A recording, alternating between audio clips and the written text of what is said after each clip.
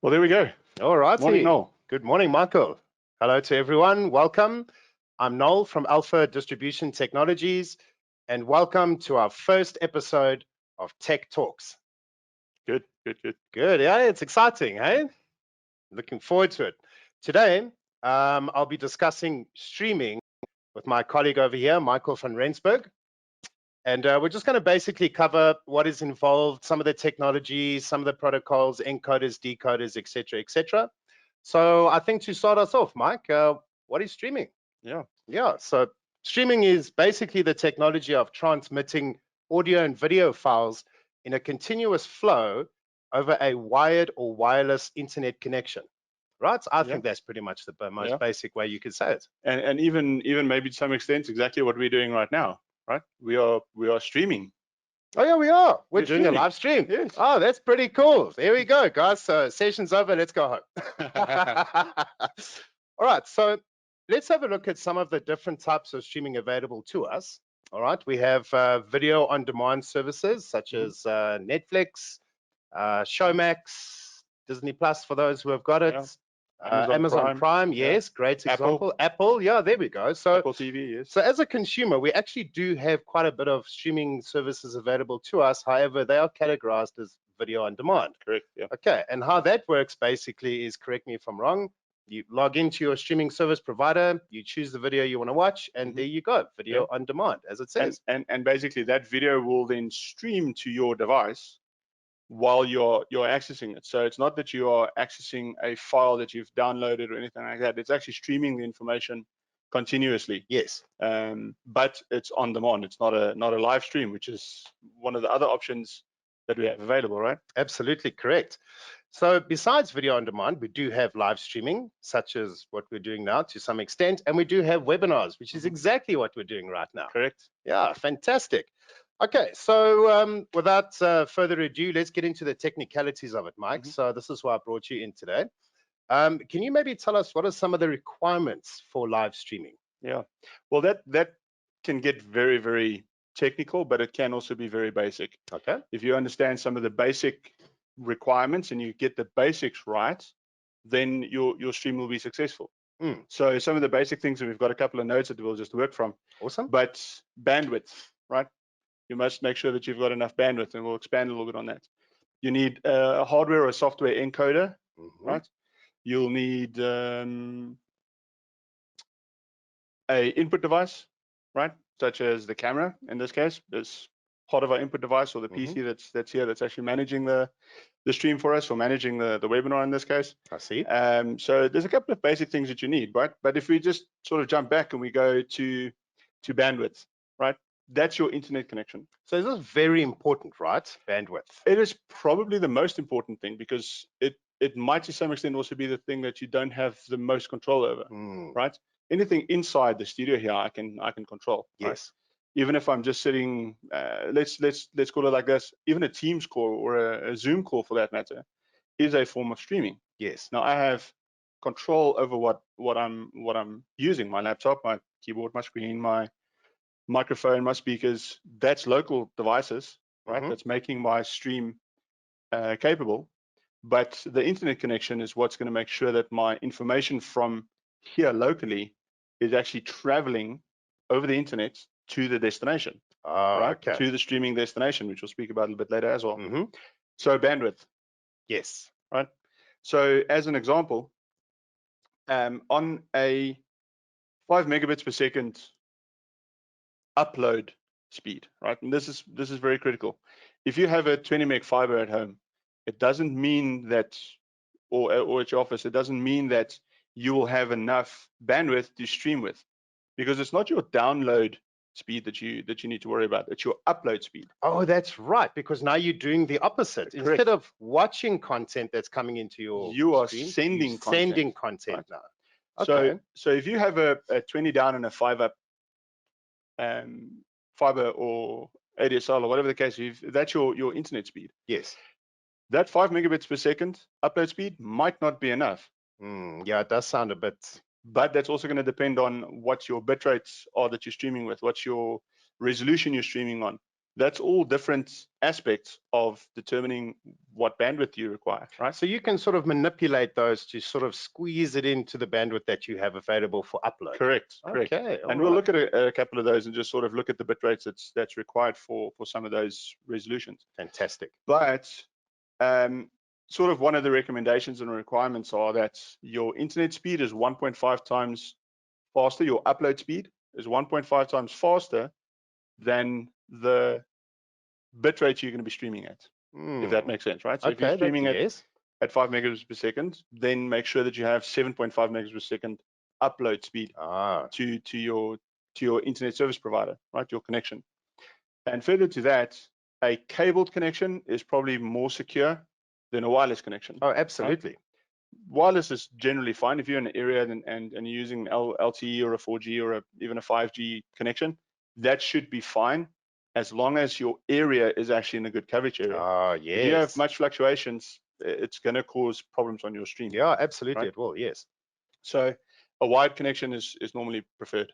Okay. Right? So my understanding so far is when a person has an internet connection at home, let's just say very basic, all right, and he applies for internet connection, let's say gets a 20 down and a 5 up. Would it be advisable to rather go for like a 20 down, 20 up kind of thing, just to sort of smooth the process out a little bit? Definitely, because then you're allowing for enough space to send information back to the internet. Yes. Right. Okay. And that space I'm referring to, that's your bandwidth. You must have enough bandwidth to actually send information back onto the internet without it buffering and all that sort of thing. Yeah, or losing information, right? So losing what we call packets, or losing bits of information, or pieces of the information that you're trying to stream, right? So let's say, for instance, if I was going to close down our webcam here, yes, and we were doing audio only, we could probably get away with the 2 megabit per second line. It will be fine in terms of upload speed. Yes, of course, because audio is only sending audio. Yes, right. But once you start working with video, like we are, you really need to have the right amount of bandwidth and bit rates and settings and things, which we'll get into in a moment. Fantastic. To be able to have a successful stream. Nice. Okay, so there's quite a few factors at play here, and we're going to try and cover as many of them as we can today, just to try and make it a bit easier for those of you who'd like to do sort of streaming at home, streaming from a little home studio, office, like we do. So yeah, let's maybe unpack a few things there, Michael. Yeah. Besides bandwidth, what is the next thing we need? An encoder, you said earlier? Yeah, yeah, definitely. So you need something that is going to encode your information, right? So if we maybe talk about what devices are required, so you would need a camera, right? Or you would need a laptop, or you would need something that is providing the information that you want to stream, that you want to send out over the internet. Okay. So like a source, 100%. A source that captures what you're trying to send across to the streaming destination. Correct. So that's your source, correct. Okay. But in the case of a video camera, for instance, I've got an HDMI output there, or in this case, we're using a USB input from the camera to our webinar service. I'll go to a webinar service. But somewhere in this process, the information has to be encoded into a digital format that the internet understands. Oh, okay. Right? So the internet is not understanding the video that the camera is seeing. That it's seeing, yes. Or the video that I'm displaying on my screen. It doesn't understand that part. It needs to be digitized in a way that you can actually send it easily over the internet. And that's called encoding. Oh, right? Okay. So in this case, you can have hardware encoders or you can have software encoders. Now, as an example, our Alfatron cameras, yes, including this one I have in front of me, this is our sort of entry-level camera that will allow you streaming directly from the camera. Again, we'll look at that a little bit later. I'll actually open up the camera's interface and just show you all the settings that we're talking about. Right. Yeah. You know, that information is required to be input onto the device in order to make sure that the encoding again is working properly. So from the camera, for instance, I can connect my network connection to it, and I can set all my streaming settings on the camera, and this becomes a hardware encoder, if you want to call it that. So, that's fantastic. So you don't have to go through a separate piece of equipment or software or anything 100%. like that. That sort of takes care of that for you, right? Because then from the camera, I can stream directly to YouTube, directly to Facebook, directly to whatever streaming service that I'm using, because I'm placing that information or that settings the encoder settings, the bit rates, the frame rates, all that, which we'll talk about in a moment. With my stream keys, with my streaming destination, I'm putting all that information in. So this becomes my hardware encoder that is then streaming my stream, right? Alternatively, you can get little vision mixer units that can maybe take 4 inputs in it, then gives you a USB output that you can then input to your PC, or gives you a LAN output, whatever the case is, that also then encodes your information. You actually get very entry level, sort of prosumer level devices, all the way up to proper broadcast professional devices that handles your encoding and handles different bit rates and formats and resolutions and things. So that makes perfect sense. So when we run into like an external mixer, is that multiple cameras now that will give you multiple different views within your stream? Well, that can be anything, right? So we talked about sources earlier. Yes. Sources can be the camera, it can be your laptop, it can be a presentation, it can be a Blu-ray player for that matter. Yeah? It could be anything that is a source of what you want to send. So a little vision mixer that includes the hardware encoding, all right, or the hardware encoder to be able to stream directly to YouTube or Facebook. In that case, it becomes that mixing device. Yes. And in that case, talk about other input devices, microphones, right? That's microphones. It's another form of an input device required, because otherwise you guys are not going to hear what we are saying, right? And vice versa. You need something that's going to give you audio out so that you can again listen. If it's something like a webinar or a Teams call or something, there's two-way communication taking place as well, right? So you also want to be able to listen to what's being sent back. Maybe a little bit off topic, but on topic, a live stream, for instance, if you were a gamer or if you were streaming a live stream about presenting something, presenting a new product, whatever the case is, you won't necessarily have two-way communication. In that case, if it's onto YouTube or Facebook, your two-way communication will be a chat, and you'll be able to see your chat. Yes, that little chat box. Yeah, come back up onto your PC. So in some cases, if we talk hardware encoders, a hardware encoder might not give you that information back directly, but you can access that again on your PC. So you'll encode this side, but you'll access some certain information on your PC because you're going to monitor your stream somewhere down the line, right? Especially if it's something like YouTube or so. So that pretty much covers hardware encoders, all right? So as you discussed, the Alfatron camera has a hardware encoder built in. What if we don't have a camera with a hardware encoder in and we run directly into the computer? Can we get a software encoder? Yeah, that's sort of exactly what we're doing. So the GoToWebinar service, which is a service provider, is providing us that software environment to encode our information. So it's seeing my webcam, or it's seeing our webcam here as a USB input on the PC. And in that case, it's then taking that information, it's encoding it with the microphones because it's bringing the audio in, and Teams would do the same. Zoom would do the same. It's encoding that information on a software platform and then allowing it to be streamed to a destination. Beautiful. Right? So again, if we talk about destinations, streaming destinations, in this case, the streaming destination for this stream is the person on the other side logging into the platform, right, via the app and the link that you guys received when you registered, and that allows you then to pick up the stream. Right? Oh, so the streaming destination is the software we use to get that information out to the audience. Correct. So we're currently using GoToWebinar.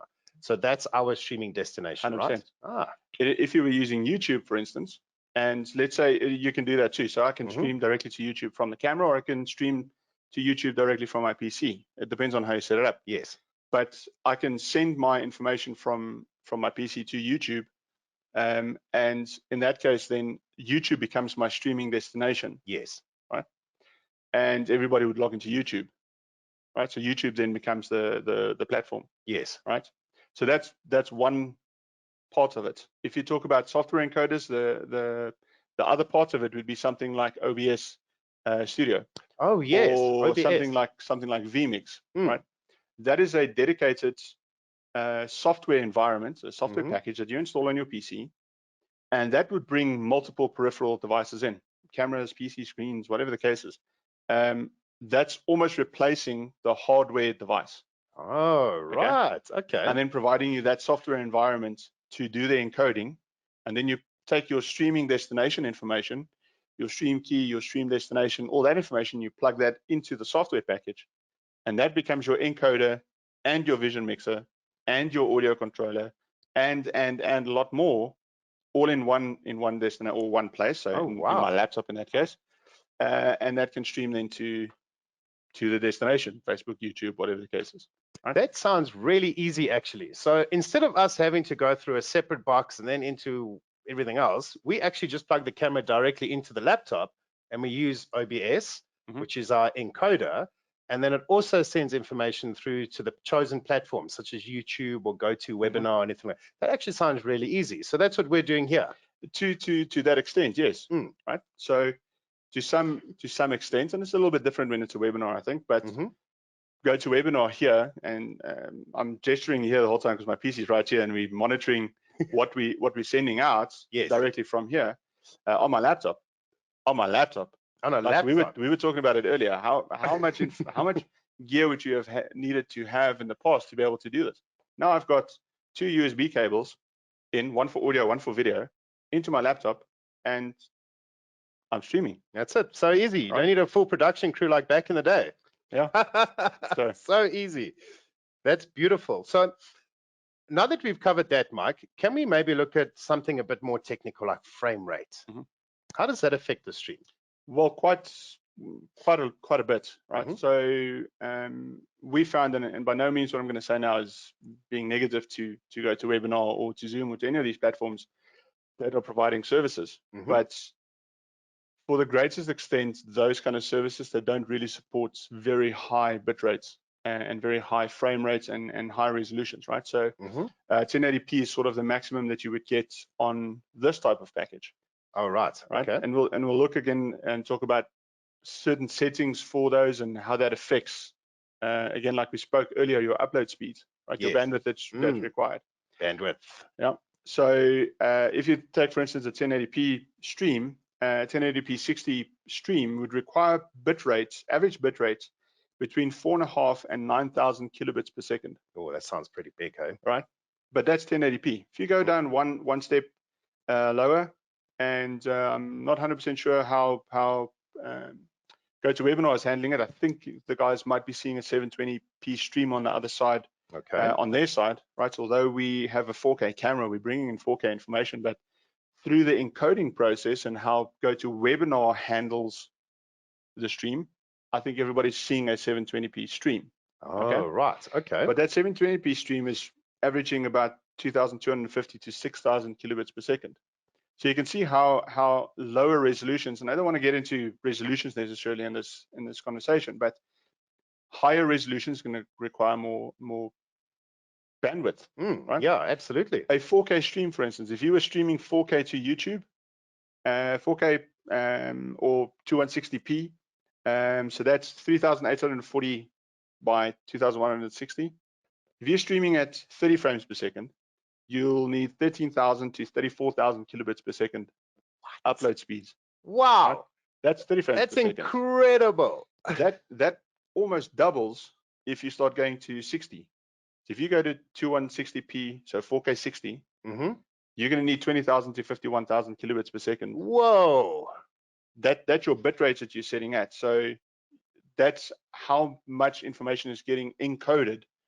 And the more information you're trying to encode, the higher bandwidth you require to be able to stream it out. Now, as an example, when I was first looking at video on demand, for instance, something like Netflix, the way I understood that how they worked, and this will give you an indication of megabits per second in terms of internet speeds versus the resolutions.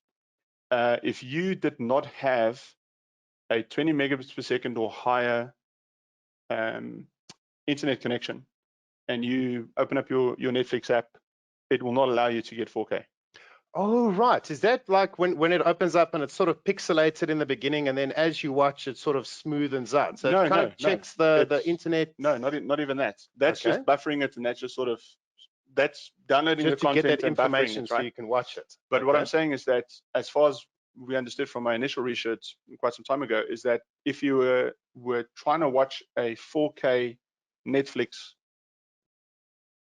program, video, whatever the case is, if you don't have more than 20 megabits per second download speed, or 25 even megabits per second download speed, it won't allow you to access 4K content. That content will go down to 1080p. To 1080p. Oh, to allow for a more even flow, 100%. more continuous stream. Now that gives you an idea, and it's not that it requires 25 megabits per second. I think it requires like something like 15 or 18 megabits per second download speeds, right, for a 4K content. So the reason they did that is so that you still have bandwidth and headroom available. You know, 1.5 we spoke about earlier. Oh yes. To have a little bit of buffering, so you can still surf the internet. Oh, that makes perfect download sense. email Mike. and things, right? Yeah. Okay. So 15 megabits per second is sort of what's required for a 4K stream. In that sense. So, you know, if you only have 5 megabits per second upload speed, there's no point in trying to stream 4K. No, right? then And it's that's not why gonna work. we're trying to just help you guys see how all these things tie in together, and that the one fits to the other. And if you don't have decent upload speeds, don't even try to send out 4K. It's 1080p. Yeah. You know, it's going to cause a blockage somewhere in your stream, and then you get a dithered or a pixelated stream, right? Or packet loss, for that matter, because there's not enough space to send the information, which is why it becomes blocky. And makes perfect sense. Yeah. Okay. So frame rates, bit rates, the encoders and so on, and we'll actually talk about encoders in just a moment. Like what does the encoder actually do? A little bit. And again, we're not going into too much of the technicalities of it, but maybe on that subject, I'll actually just jump into that. Okay, yeah, let's do it. That in terms of the actual encoding algorithm, yes, right, is what's referred to as H.264, and that's I'd say the most common standard. Probably be 95% of all live streaming or YouTube content and so on. I mean, we make YouTube videos, so this video will turn into a YouTube video, and by the time we've edited and made it look pretty and so on, it's encoded as an H.264 stream for YouTube. So H.264, is that a file extension, or is it the name of the protocol to use? That's the protocol that is encoding the information. Right. Okay. So think about talking English. If I talk English and you talk English, we can talk to each other. Yes. But if I talk another language and you talk English, you're not going to understand what I'm saying. So think about H.264 as the language that my encoder is understanding. So in this case, my PC or my camera or whatever the device is that is encoding my information to my decoder. So when I watch the stream on YouTube, or in this case, go to webinar, when the guys are seeing the information on their side, it is being decoded again. But if my decoder does not understand H.264, it's going to tell me, sorry, I don't know what's going on. And it won't actually decode the information. So your encoder or your codec is the actual right term for it, needs to be the same on both sides, right? So is this why they make a standard format like that, like H.264 is something that most PCs and encoders and decoders will recognize? 100%. Okay, for the language barrier kind of thing. So when you send a stream in that format and it gets to its destination, it needs to be able to decode that information so you can watch it. And that is an H.264. Never told to learn anything, right? And maybe to some extent, and if we get off subject a little bit, on subject but off subject, the word codec, in terms of us doing a lot of conferencing and things back in the day, we also used to talk about the codec, right? The VC codec. Yeah, I remember that. That's exactly what it is. The VC codec is your hardware device that is encoding the information. And even for conferencing, H.264 is the way a hardware VC device would encode the information to send it from a source to a destination stream. Understood. For a two-way communication. So H.264 is used pretty much everywhere. Okay. Right. So it's pretty much a market standard, in other words. Yeah. Okay, fantastic. Now, inside there, maybe just to extend a little bit on that, but that's your codec. So that's the encoding language. That's the algorithm that the information is being encoded by. Yes. But that could be an MPEG-4 video. It could be an AVI video. It could be different formats of video, but it is encoded in a specific format to be able to send. Okay, so you're saying that that is being encoded in H.264, but it could still be an MP4 yeah, so or AVI. you can take, and to some way maybe it's converting your information. So it's, Okay. if you take an MP4 video and you're streaming it, it'll encode it as an H.264 stream. Oh, so the H.264 is like a container for just so that they can understand each other. Yeah, and then but that's the encoding container. the encoding container. Yeah. Okay, that makes perfect sense. Yep. All right, great. All right. Okay, learning something new today. Again, I'm just sort of flowing through our notes and just looking again at streaming destination. Sort of we've touched on that. So things like your streaming destinations is your Facebooks, your YouTubes, Twitch. That's another one. Twitch, yeah, Twitch is great. I like watching Twitch. Yeah. I almost said which, but Twitch, I dig watching Twitch. So, and a lot of gamers use Twitch. I've noticed that when you're on the Twitch app, there's a lot of gamers who feed their live streams through when they're actually playing games, and it's pretty cool to watch because then you can see, like, if you're stuck in a specific place or whatever. To maybe extend, and I'm glad you mentioned it, to maybe extend on that process, right? So what the gamer in this case would do is he would have something like OBS or vMix. If you watch the gamers, you'll see they sort of click a button and you see this pop up and that pop up. Yes, I've seen that. There's things in the background that they've set up with something like OBS Studio or vMix or whatever the case is, that is controlling certain information. So when certain things happen, so you can link your chat windows and things in there. So when certain things happen, they can either display it or they can trigger automatic things to happen. That's very clever. But that's sort of the interaction. So Twitch, your OBS or vMix is looking at Twitch and Twitch is looking at that, and the two sort of integrated in that sense. But they're still managing what they're doing locally. Yes. With a hardware or software encoder, and then sending it out to Twitch. So Twitch then becomes the stream destination. Streaming destination, correct. Yeah. Okay.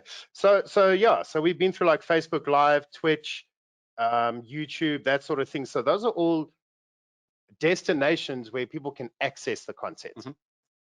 Go to webinar, correct, as well. Also one of them, and all those other streaming services around as well.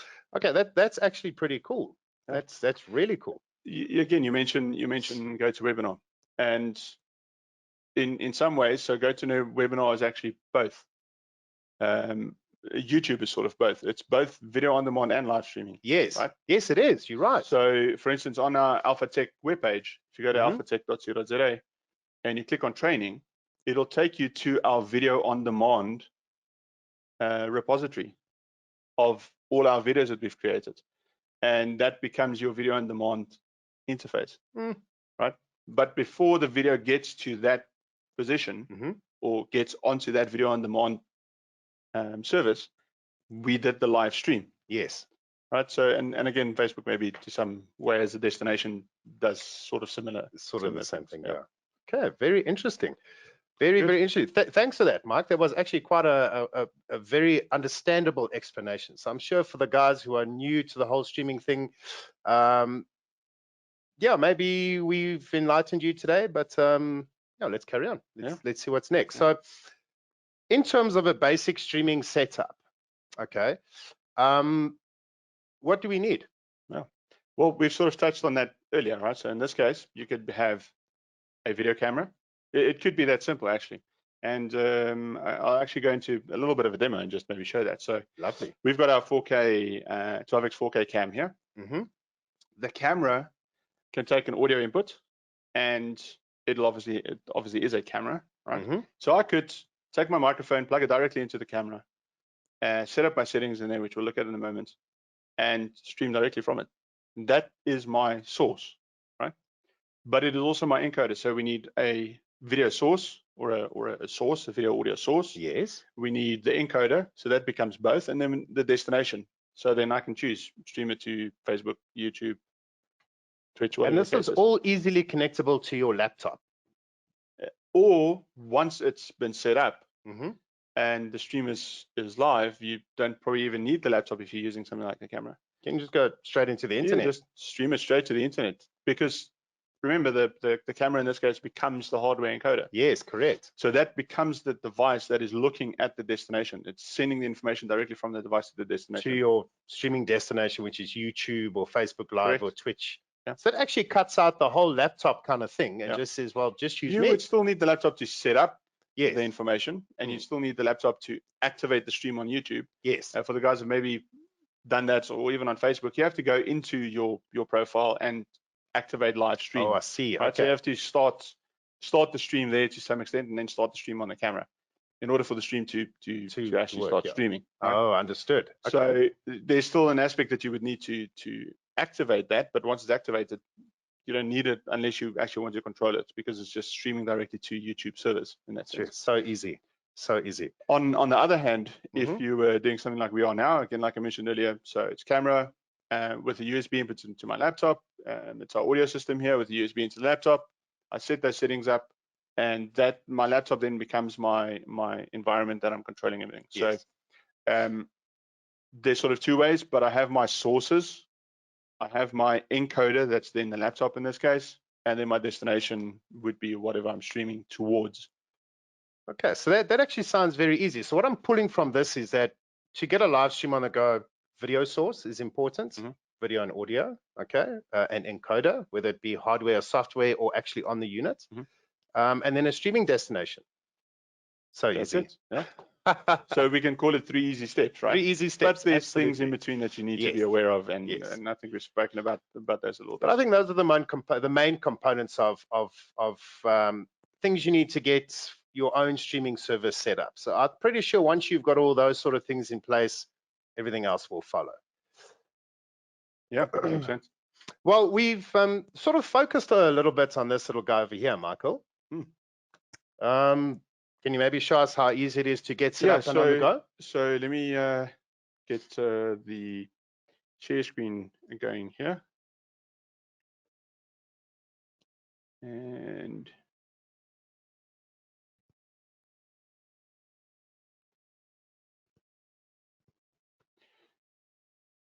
all right, so you should be able to now see my background here. And essentially what you're seeing now is our interface for our Alfatron cameras, right? So all our Alfatron cameras that have the network ports on it that support streaming and supports the web interface will have this look and feel to it. Okay. That IP address there, 192.168.5.163, is the standard IP for our cameras, right? So okay. I'm literally just for now, because I'm not using the camera to stream directly, I'm just connected to the camera with my laptop directly. Okay. So my laptop is set up in the same IP range. I can now access the camera, right? So I've done that already. This is the login screen, and it's really as simple as admin and admin. Sorry, for the user and the password. Just one step back. So what you did there actually on that laptop is you accessed the camera through your web browser using the camera's IP address. Correct. Okay, and then we've got a small logon screen like we saw there now. You put in your login credentials. Yep. So again, yeah, like you say, I've accessed the web GUI of the camera. So this is not over the internet or anything. It's network connection to there. Right. Okay. So admin just is the basics of out of the box. So there's no specific. You can obviously change that and configure that. So this is a live view of the camera. That camera. So it's a preview inside the web GUI. It might be a little bit jaggedy on the far side, just because of latencies and sorry about that if there is encoding and so on. But if I then go to the configuration tab, then we actually get into the information of the camera, right? And there's a bunch of information we can set up here. We can set up network ports, Ethernet settings, your network settings. So if I'm on a corporate LAN, or if it's a church, for instance, we haven't even really touched on churches. It could be as simple as a pastor or whoever the case is just streaming directly from his home office. Oh yeah, excellent. Because again, in this day and age, that's why we're talking about this, because live streaming is becoming such an integral part of what we do on a daily basis. Yeah, almost everything is live streamed these days. I mean, you can watch a mechanic fix a car via live stream. So yeah, or video on demand for that. Or video on demand. Yeah. So in this case, we can set up the internet settings of the camera. So if I have a specific network setup, I would need to make sure that the camera is on that same network so that the camera can access the internet. If I'm using the camera to stream with in this case, right? Okay. Set up your DNS addresses and so on, and then you can set your video output. So this is very important, right? Speaking again about bandwidth and uploads and all that stuff. So this is where it will kind of play a role, Mhm. whether you get a smooth stream or sort of a buffering stream, right? Correct. Okay. So in this case, there's a couple of things here. I'm going to just sort of take it from the bottom upwards on this menu tree. Okay. But video output here is the local output of the camera. So Right. that's the camera's USB output, or the HDMI output in this case. That this camera has USB and HDMI. Mhm. This camera here also USB HDMI, but this is a 1080p camera, so it won't do 4K. This will only do high definition. Yes. High definition. I'm confusing myself now. Full high definition. Full HD. Right. But again, on this specific camera, I can set different formats. Okay, so that's not necessarily what's going to go out. That's just what the camera is pulling in. My local information, right? Right, So got it. So if I were to set that like it is now at full 4K, Mhm. then OBS would see that as the USB input. Yes. It would see a full 4K USB input, right? Okay. Okay. So that's what the USB and the HDMI output is. Right. If I were using a different hardware encoder and I go to HDMI from the camera into the hardware encoder, the hardware encoder would see full 4K. Now, if the hardware encoder doesn't support 4K, you'd have to come and change it to what the hardware encoder supports. Yes, right? So there's steps. Hmm. Although it's fairly simple, you do need to go through the steps to make sure that everything's set up. That's maybe something we didn't mention earlier. It's key to making sure that everything's working is to test it. And set understand your equipment. Set it up, yeah. Make sure everything's working correctly, and then test your streams. Yes. Don't just broadcast blindly and think it's going to work. Test it. Yeah, test and know your equipment, guys, really, because Yeah. you've got to understand the limitations of what your equipment has, if any. Yeah. So there's a couple of other functions here. Again, here we can see a preview, but this is allowing us to see on-screen displays and things. We can set the video parameters of the camera, so we can change different settings and iris and shutter speeds and color and things. Beautiful. Again, we've set that up for our streams. For our studios and streams, yeah. And again, to some extent, maybe your codecs would play a part in how things look on the other side. So it all depends. You have to. That's why we say you have to test things and make sure that it is correct. Yes. And working correctly.